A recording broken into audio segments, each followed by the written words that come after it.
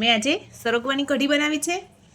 एकदम हेल्दी आ सरगवानी कढ़ीनी रेसिपी तमारी साथे पण शेर करूँ। चालो रेसिपीनी शरूआत करिए।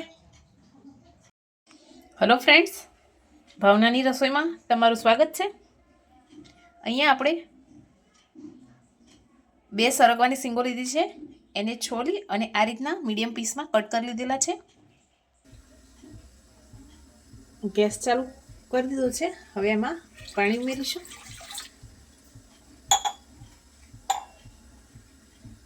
पाणी उकળી જાય એટલે એમાં થોડું મીઠું ઉમેરી આપણે સરગવાની જે सींगो રાખી છે છોલીને એ ઉમેરી દઈશું। આપણે આને બાફી લેવાની છે। સરગવો બફાય છે ત્યાર સુધી આપણે એના મસાલાની તૈયારી કરી લઈએ। એક મિક્સર જારમાં 2 થી 3 લીલા મરચાં, એક ટુકડો આદુનો, 4 થી 5 મોટી કળી લસણની લીધેલી છે એ ઉમેરી દઈએ। હવે આને ક્રશ કરી લઈએ। એક બાઉલ છાશમાં 2 ચમચી બેસન ઉમેરીશું। એને વિસ્કરની મદદથી સરસ મિક્સ કરી લઈએ। લમ્સ ના રહે એ રીતનું આપણે બેટર તૈયાર કરવાનું છે।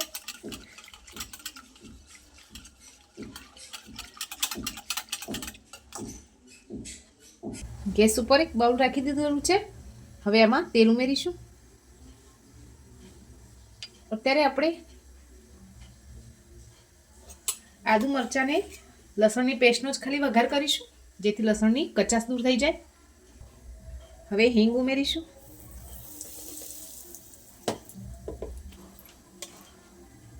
હવે આદુ મરચાં અને લસણની પેસ્ટ ઉમેરી દઈએ।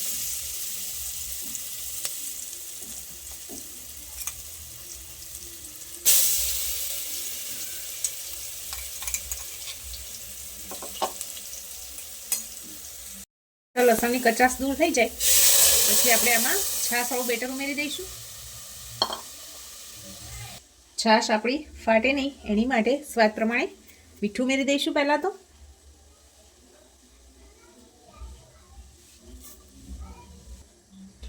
હવે આપણે ઘરના જે રેગ્યુલર મસાલા આવે છે એ ઉમેરીશું। લાલ મરચું પાવડર ઉમેરીશું, ધાણા જીરું પાવડર ઉમેરીશું, હળદર પાવડર ઉમેરીશું, થોડું પાણી ઉમેરીશું। એક ઉભરો આવે ત્યાં સુધી સતત હલાવતા રહીશું। કઢીને 5 મિનિટ સુધી ઉકળવા દઈએ। કઢી આપણી સરસ ઉકળવા લાગી છે। હવે આપણે એમાં સરગવાની જે सींगो બાફીને રાખી છે એ ઉમેરી દઈશું।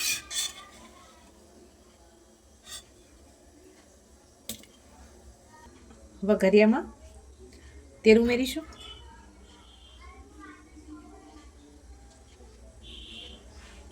તેલ ગરમ થઈ જાય એટલે રાઈ ઉમેરીશું, જીરું ઉમેરી દઈશું, મરી ઉમેરીશું, લવિંગ ઉમેરીશું,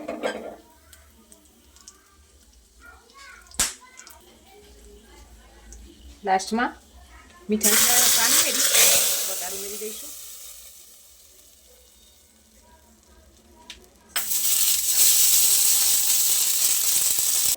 લાસ્ટમાં ધાણા ઉમેરી થોડી વાર ઉકાળી પછી સર્વિંગ બાઉલમાં સર્વ કરી લઈશું। કઢી સરસ ઉકળી ગઈ છે। હવે આની સર્વિંગ બાઉલમાં નીકાળી લઈએ। ફ્રેન્ડ્સ, આપણી એકદમ ટેસ્ટી સરગવાની કઢી બનીને તૈયાર છે। તમને આ રેસીપી કેવી લાગી છે મને કમેન્ટ કરવાનું ભૂલતા નહીં। લાઇક, શેર અને સબસ્ક્રાઈબ પણ કરી દેજો। Thank you.